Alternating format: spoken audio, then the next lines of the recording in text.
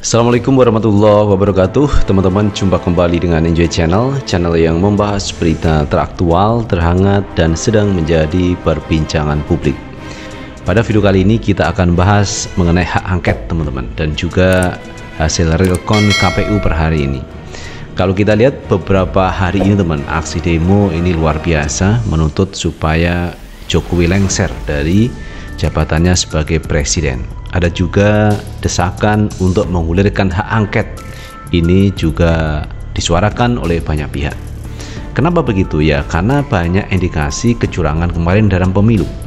Dan masing-masing tim dari Anies Baswedan dan timnya Ganjar Pranowo juga kelihatannya siap untuk meluncurkan hak angket, di mana hak angket itu adalah untuk menyelidiki terkait pelaksanaan perundang-undangan atau kebijakan pemerintah yang menyangkut hajat hidup orang banyak dan itu diduga ada pelanggaran. Makanya diluncurkan hak angket. Nah, teman, coba kita lihat bagaimana aksi mahasiswa yang sudah mulai turun ke jalan, yang mana suaranya adalah meminta supaya Jokowi turun dari jabatan sebagai presiden. Kita tonton video yang satu ini.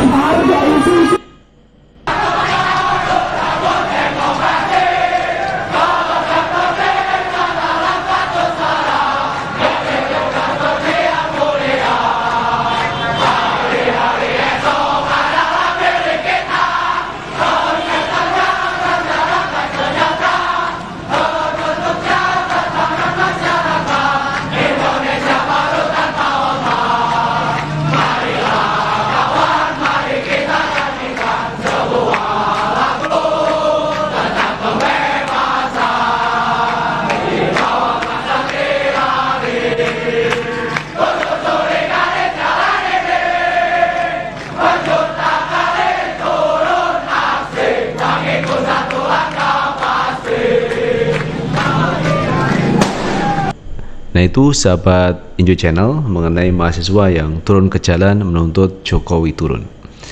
Nah, ini adalah bentuk aspirasi dari mahasiswa dan saya pikir ini pandangan yang murni dari mahasiswa yang tidak punya kepentingan politik, karena mahasiswa tugasnya belajar di kampus, namun mahasiswa itu masih menyempatkan untuk berkontribusi dalam demokrasi, karena aksi mereka adalah bagian dari demokrasi.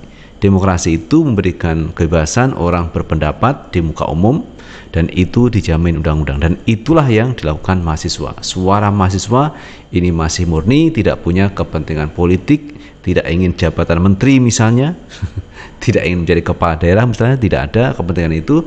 Yang pasti dia menyuarakan apa yang mesti disuarakan oleh mahasiswa. Nah, kali ini teman-teman kita juga akan melihat pandangan dari Pak Mahfud MD mengenai hak angket dan juga pengaduan ke Mahkamah Konstitusi. Kita tonton video yang satu ini. Saudara, masyarakat banyak bertanya, ini masalah hak angket, masalah gugatan ke MK kok tidak jalan. Lah itu ada jadwalnya. Gugatan ke MK itu baru bisa dimulai nanti tanggal 24 Maret. Kalau jadwal putusan KPU itu 20 Maret, kan berarti 3 hari sesudah itu. Masa ngajukan sekarang? Nggak bisa. Kalau kami udah siap, TPN kami, tim hukum kami 3 udah siap, udah lengkap. Sekarang MK buka, kita langsung daftar. Jadi jangan dibilang loh kok diem aja. Nggak diem, memang nunggu putusan resmi KPU. Keputusannya siapa yang angkanya terbanyak, nah baru sudah itu 3 hari sudah itu baru sidang. Jadi jangan dibilang diam, kami bergerak terus. Sama dengan angket, kok angket itu cuma gerak-gerak, lu nunggu sidang DPR dong. Enggak, sidang DPR angket diserahkan kemana? Ke rumahmu memangnya. Ya kan, diserahkan DPR sidang, sampaikan secara resmi. Jadi jalur hukum jalan firm. Kami yakin punya bukti-bukti yang kuat. Angket itu sudah digarap oleh Pak. Saya bukan orang partai, saya tidak ikut dalam angket. Tetapi saya pastikan angket itu jalan, karena saya tidak ikut, tetapi juga ikut memberikan saran tentang substansinya. Gitu. Saya bukan orang partai, tidak ikut. Saya ikut tanda tangan, baik sebagai orang partai maupun parlemen. Tapi jalan, nunggu sidang. Jangan masyarakat disesatkan, wah itu gertakan aja, tidak diajukan. Tidak ada sidang, diajukan kemana? Kan ada sidang dulu.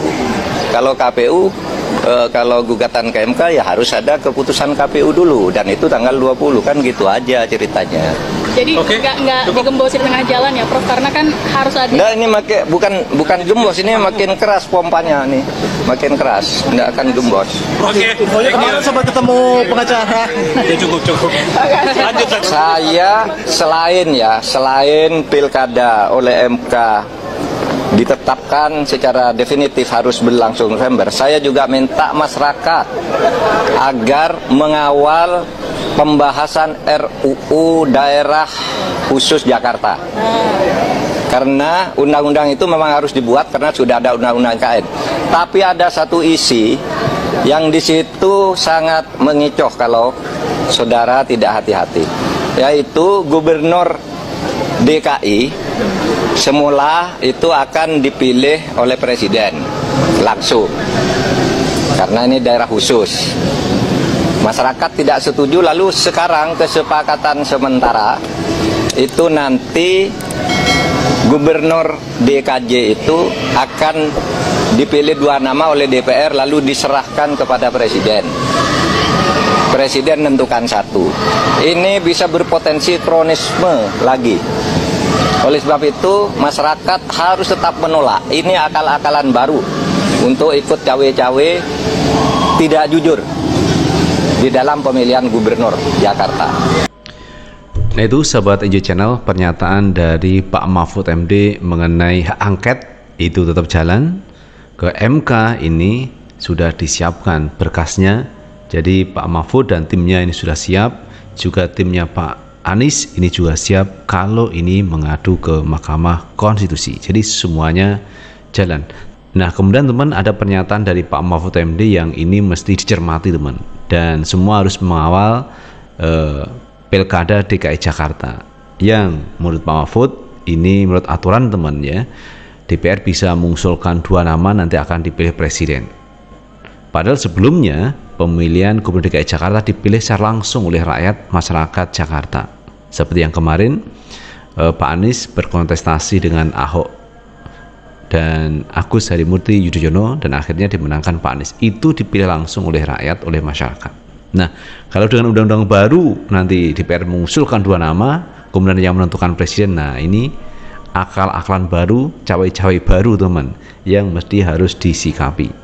Betul teman dari Pak Mahfud MD. Nah teman, terkait hasil Realcon, coba kita lihat ya bagaimana hasil Realcon per hari ini. Langsung aja teman kita melihat di situsnya, di rekapnya KPU, Sirekap KPU. Hari ini teman tanggal 1 Maret 2024, TPS yang sudah masuk 77,95%. Prabowo menang teman dengan 58,83%. Diusul Anies Baswedan dengan 24,49%.